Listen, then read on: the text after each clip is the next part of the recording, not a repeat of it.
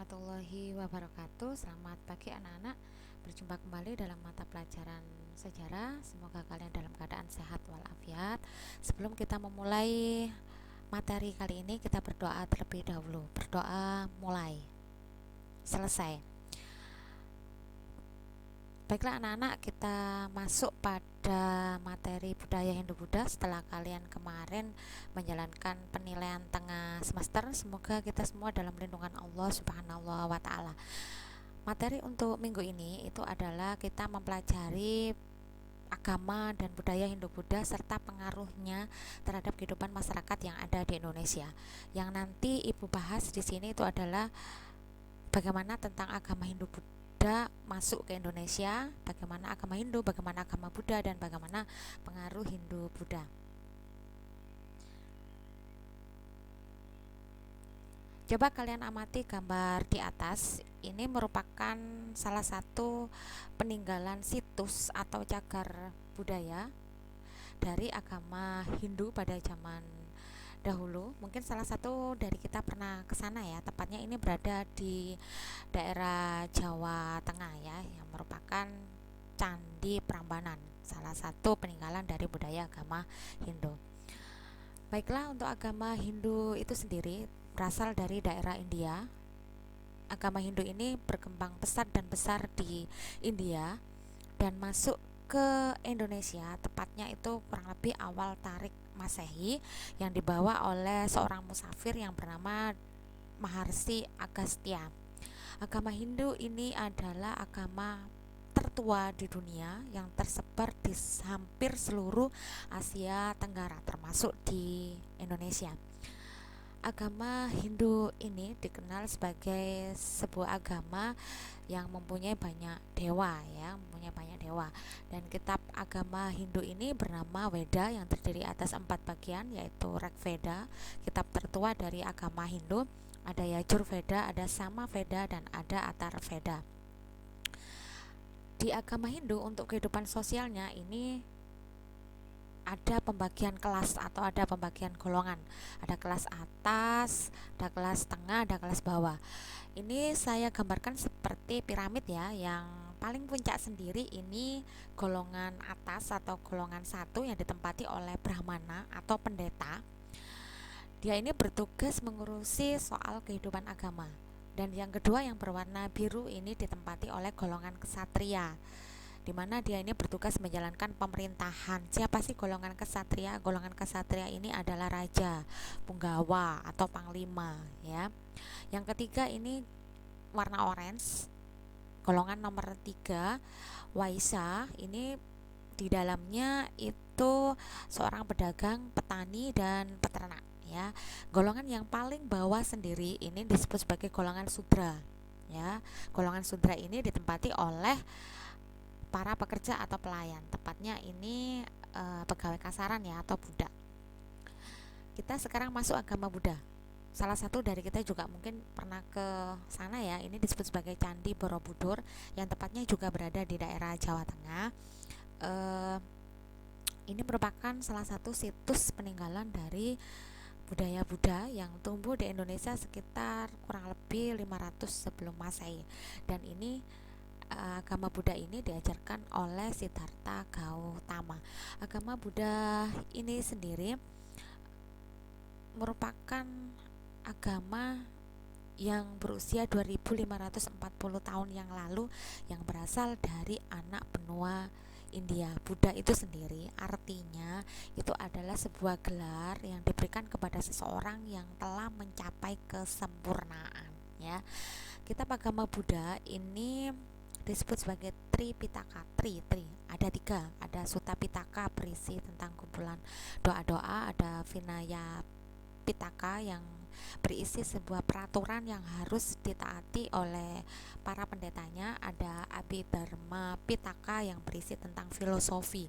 Filosofi yang dimaksud di sini adalah sebuah ilmu yang mencakup berbagai bidang, seperti bidang ilmu kejiwaan, ada ilmu logika, ada ilmu etika. Agama Buddha ini lebih cepat diterima dan berkembang di Indonesia. Kenapa? Alasannya ada dua. Yang pertama, agama Buddha ini masuk ke Indonesia menggunakan bahasa Prakrit, yaitu bahasa yang sederhana, bahasa sehari-hari, bahasa yang simpel yang digunakan oleh orang-orang Buddha yang membawa agamanya ke Indonesia, sehingga lebih mudah untuk dipelajari, untuk diterima oleh orang Indonesia. Yang kedua, agama Buddha ini bersifat non-eksklusif, artinya di agama Buddha tidak mengenal penggolongan, tidak mengenal kasta. Bagi agama Buddha semua golongan manusia itu sama, ya.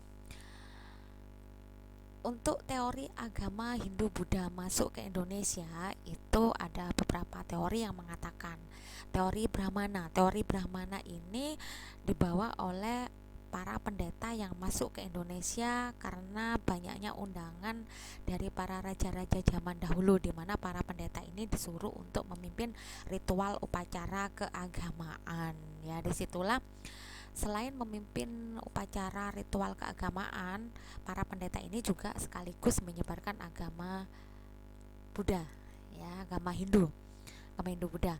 Yang kedua, teori Waisyat, di mana agama Hindu Buddha ini masuk ke Indonesia dibawa oleh para pedagang dari India yang masuk ke Indonesia, yang memang dulu orang-orang India, orang-orang Arab, orang-orang Cina memang tujuannya masuk ke Indonesia itu ke jalur Selat Malaka, di mana jalur Selat Malaka ini merupakan jalur terbesar di Asia pada saat itu, di mana digunakan sebagai lalu lalang perdagangan. Jadi tujuan awalnya orang India itu dulu sebenarnya selain berdagang di jalur Selat Malaka, mereka akhirnya menetap di Indonesia dan tersebarlah agama Hindu atau Buddha ke Indonesia, ya, yang dibawa oleh para pedagang yang tujuan awalnya memang berdagang di jalur Selat Malaka. Jalur Selat Malaka itu kalau di Indonesia itu berada di perbatasan antara Sumatera dengan Malaysia, ya. Sumatera dengan Malaysia. Disitulah jalur Selat Malaka, pintu pintu gerbang terbesar di Asia, ya, dimana kunci utama, gerbang utama masuknya agama Hindu, Buddha, Islam, agama Nasrani itu memang kunci utamanya berada di jalur Selat Malaka itu tadi, ya, sebagai pusat perdagangan di Asia pada saat itu. Teori kesatria ini mengatakan bahwa agama Hindu Buddha masuk ke Indonesia ini dibawa oleh para prajurit yang kalah perang di India dan lari masuk ke Indonesia. Teori Sudra ini mengatakan bahwa agama Hindu Buddha masuk ke Indonesia ini dibawa oleh pekerja kasaran atau budak yang sudah menginginkan kebebasan tanpa paksaan, tanpa tekanan, karena memang di daerah sana di Hindu, tepatnya untuk agama Hindu ini kan ada penggolongan, ada kasta, jadi mereka kepingin hidup bebas tanpa tekanan, tanpa ada penggolongan, maka mereka lari ke Indonesia untuk menyebarkan agama Hindu di Indonesia.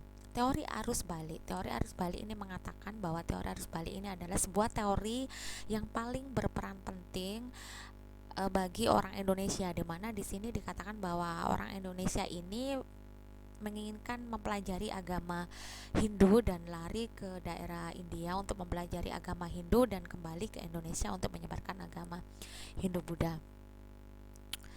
Kita sekarang akan mempelajari tentang bagaimana sih pengaruh agama budaya Hindu Buddha ke Indonesia, ya. Di sini ada beberapa pengaruh atau dampak yang dibawa oleh agama budaya Hindu Buddha yang masuk ke Indonesia.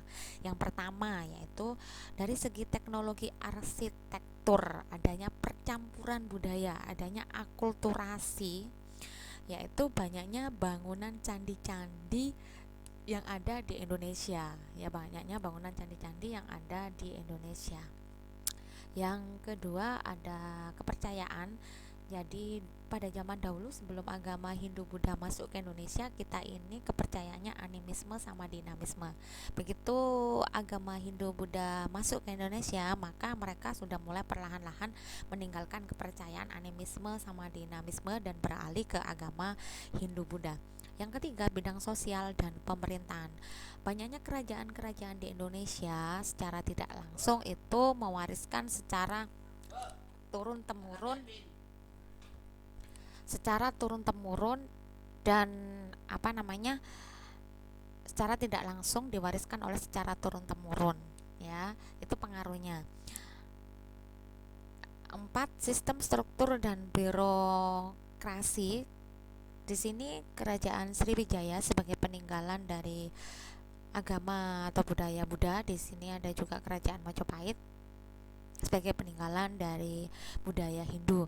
Sistem struktur dan birokrasinya, pengaruhnya itu adalah Kerajaan Sriwijaya lebih menekankan pada bidang kemaritiman atau kelautan, ya, lebih mengandalkan kekuatan maritimnya, kekuatan lautnya. Kalau Kerajaan Majapahit itu berbentuk terpusat, artinya pengaruhnya dari agama budaya Hindu itu kalau disebut sebagai terpusat, yaitu pada zaman Kerajaan Majapahit dulu dipimpin oleh kekuatan utamanya itu dipimpin oleh seorang raja, ya. Kekuatan utamanya dipimpin oleh seorang raja, dan seperti yang Ibu bilang tadi, pada kehidupan sosial kepemerintahannya lebih banyak kerajaan-kerajaan pada zaman dahulu itu sistem kepemerintahannya diwariskan, jadi secara turun temurun. Itu saja yang Ibu sampaikan dari materi bab 2 pada halaman 16. Kalian bisa mempelajarinya langsung, barangkali ada materi yang Ibu jelaskan di sini tidak paham, ya. Kalian pelajari pada LKS halaman 16. Sekian dari Ibu. Assalamualaikum warahmatullahi wabarakatuh.